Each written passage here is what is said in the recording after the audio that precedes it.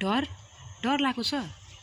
कति मान्नुहुन्छ के डर हिजो डर आज डर सधैँ डर डर डर भनेर बस्नुभयो भने त कहिले निकाल्नुहुन्छ त्यो मनभित्रको डर केही कुरा गर्नलाई आँट्नलाई आफूले हो आँट्ने हामीले सधैँ के सोचिरहेको हुन्छ भन्दा कसैले जज गर्छ कि कसैले केही भन्छ कि भोलि बिहान केही नराम्रो हुन्छ कि भनेछ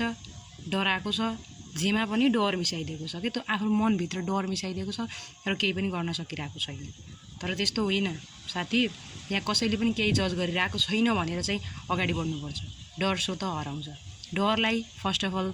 किक आउट गरेर अगाडि बढ्न सकियो भने त्यसपछि हामीलाई कहिले पनि डर हुँदैन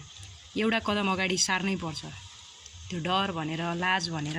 बस्यो भने त हामी सधैँ पछि परेको परे लाजै लाज भनेको छ डरै डर भनेको छ अनि कहिले ग्रो हुने त ग्रो हुने चान्सै छैन सो